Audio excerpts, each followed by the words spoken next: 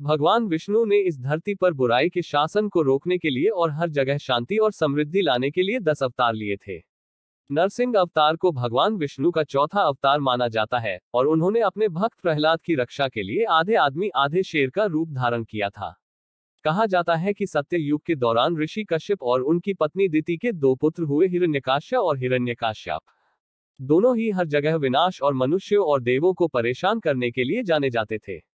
देवताओं ने उनके अत्याचारों से तंग आकर भगवान विष्णु से दोनों भाइयों को रोकने के लिए कोई उपाय निकालने की प्रार्थना की। भगवान विष्णु ने अपने भक्तों की प्रार्थना सुनी और हिरण्यकाश्य को मारने के लिए एक विशाल वराह का रूप धारण किया, जिसे उनके वराह अवतार के रूप में जाना जाता है। यह भगवान विष्णु का तीसरा अवतार माना जाता है।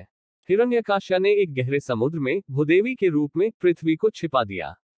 भगवान विष्णु का वराह अवतार अंत में पृथ्वी और हिरण्यकाश्य के स्थान का पता लगाने में कामयाब रहा। वराह अवतार और हिरण्यकाश्य में भयंकर युद्ध हुआ, जिसने पूरी दुनिया को हिलाकर रख दिया। अंत में वराह अवतार हिरण्यकाश्य को अपने दांतों से कुचलने में सक्षम हो गए और पृथ्वी को अपने दांतों पर ले गए और उसे ब्रह्मांड में उसकी सही स्थिति में रखा और दुनिया में संतुलन बहाल किया। इससे देवताओं और मनुष्यों को समान रूप से बहुत राहत मिली, लेकिन उनकी खुशी अल्पकालिक थी, क्योंकि हिरण्यकाश्य के भाई हिरण्यकाश्यप ने अपने भाई की हत्या के लिए भगवान विष्णु से बदला लेने की कसम खाए और दुनिया में अथाह विनाश का कारण बना, जिससे चारों ओर डर फैल गया। उन्होंने दुनिया की हर अच्छी चीज को नष्ट करने के लिए असुरों की सेना का नेतृत्व किया, लेकिन देवों की शक्ति का सामना नहीं कर पाया। हिरण्यकाश्यप को पता चला कि भगवान विष्णु देवताओं की मदद कर रहे हैं और उन्होंने भगवान विष्णु के अंत का कारण बनने का सोचा। उन्होंने घने जंगलों में जाकर भगवान ब्रह्मा से अमरता के वरदान के लिए प्रार्थना करने का फैसला किया।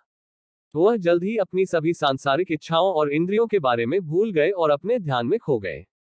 इस बीच भगवान इंद्र ने महसूस किया कि असुरों का नेतृत्व हिरण्यकाश्यप नहीं कर रहा था। उन्होंने सोचा कि असुरों पर हमला करने का यह सही मौका है। इसलिए उन्होंने असुरों पर पूरी ताकत से हमला किया और जैसा कि अपेक्षित था, उनमें से अधिकांश को मारने और युद्ध जीतने में सक्षम रहे।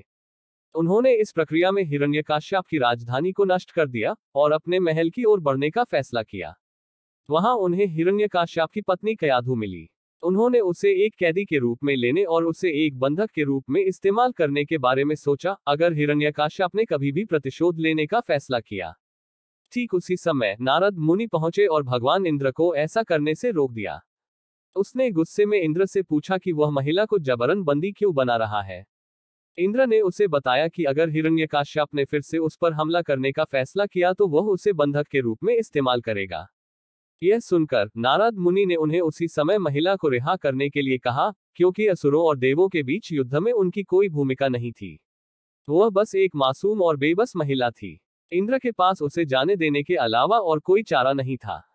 उसके जाने के बाद नारद ने उससे पूछा कि क्या वह ठीक है, और उसने उससे कहा कि वह थोड़ी हिल गई थी और चौंक गई थी, लेकिन अन्यथा वह ठीक थी। उसने उसे यह भी बताया कि वह गर्भवती थी और वह नारद के साथ रहना चाहती थी और उसकी बेटी की तरह उसकी सेवा करना चाहती थी, क्योंकि उसके पास जाने के लिए कोई और जगह नहीं थी। नारद ने यह बात मान ली और कयाधु नारद की कुटिया में रहने लगी। नारद उन्हें भगवान विष्णु के बारे में कहानियां सुनाते थे। उसका अजन्मा बच्चा भी कहानियां सुनता था और वह भगवान विष्णु के सबसे बड़े भक्तों में से एक बन गया। इस बीच हिरण्यकाश्यप की तपस्या से उत्पन्न गर्मी इतनी तीव्र और शक्तिशाली थी कि देवता इसे स्वर्ग में महसूस कर सकते थे।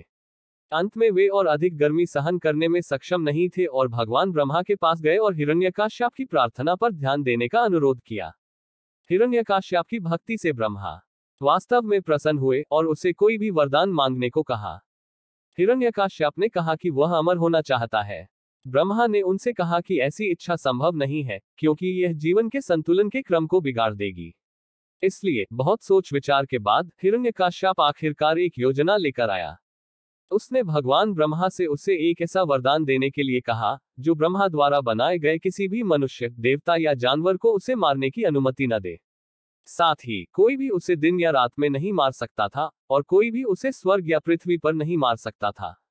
साथ ही कोई भी उसे हथियार से नहीं मार सकता था या उसे घर के अंदर या बाहर नहीं मार सकता था। काफी सोच विचार के बाद आखिरकार उन्होंने उसे वरदान देने का फैसला किया। वह प्रसन्न होकर अपने राज्य को चला गया। वहां अपने राज्य की दशा देखकर उसे बड़ा दुख हुआ। उसने इंद्र से बदला लेने का फैसला किया। उन्होंने अकेले ही देवों से युद्ध किया और उन्हें पराजित कर देवलोक से भगा दिया। फिर वह स्वर्ग का शासक बना। उसने अपनी पत्नी और पुत्र को पृथ्वी पर पाया और उन्हें अपने राज्य में वापस ले आया। दुष्ट और नीच हिरण्यकाश्यप के विपरीत प्रहलाद, उसका पुत्र, भगवान विष्णु का बहुत बड़ा भक्त था और हर समय प्रार्थना करता था। एक बार प्रहलाद से बात करते समय हिरण्यकाश्यप उसे भगवान विष्णु की स्तुति गाते हुए सुनकर आश्चर्यचकित हो गया। क्रोधित होकर उसने प्रहलाद के गुरु को दंड दिया। समय के साथ भगवान विष्णु से प्रार्थना करने के लिए हिरण्यकाश्यप प्रहलाद पर अधिक से अधिक उग्र हो गया। अंत में वह इसे और सहन नहीं कर सका और अपने रक्षकों से प्रहलाद को मारने के लिए कहा। पहरेदार अनिच्छा से उसे मारने के लिए तैयार हो गए, लेकिन प्रहलाद पर प्रत्येक प्रहार के साथ उनकी तलवारें टुकड़े टुकड़े हो गईं और प्रहलाद स्वस्थ रहे। हिरण्यकाश्यप ने प्रहलाद को काटने के लिए कुछ जहरीले सांप मांगे, लेकिन वह फिर भी स्वस्थ रहा। उसने फिर पागल हाथियों को उस पर छोड़ दिया, लेकिन हाथियों ने उस पर हमला नहीं किया। उसने अपनी बहन होलिका को बुलाने का फैसला किया और उससे कहा कि वह उसे अपनी गोद में बिठा ले और उसे जलाकर मार डाले। उसने सोचा कि यह योजना कम से कम काम करेगी, लेकिन होलिका जो आग से प्रतिरक्षित थी, जलकर राख हो गई। अब हिरण्यकाश्यप हक्का बक्का रह गया।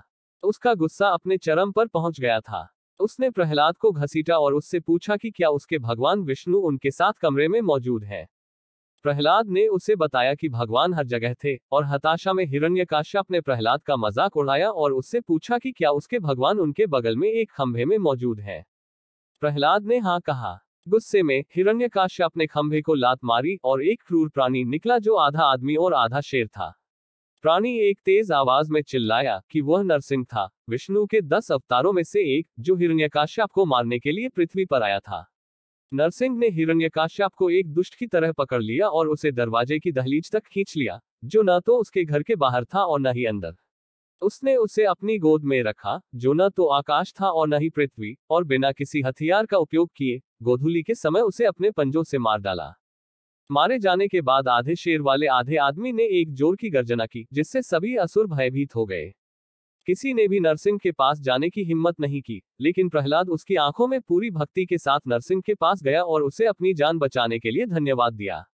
अपने पिता के बारे में पूछे जाने पर नरसिंह ने उन्हें बताया कि हिरण्यकाश्यप वास्तव में भगवान विष्णु के द्वारपाल विजय थे, जो शापित थे और जिन्हें वापस स्वर्ग जाने के लिए 3 और जन्म लेने की आवश्यकता थी।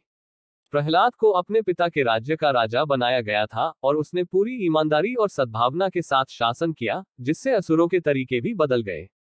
इस प्रकार भगवान विष्णु ने अपने दोनों भक्तों प्रहलाद को हिरण्यकाश्यप के प्रकोप से बचाने के लिए आधे शेर आधे आदमी के रूप में अवतार लिया था, और उन्होंने अपने द्वारपाल विजय की मदद की, ताकि वे श्राप पर काबू पाने में कुछ हद तक प्रगति कर सकें।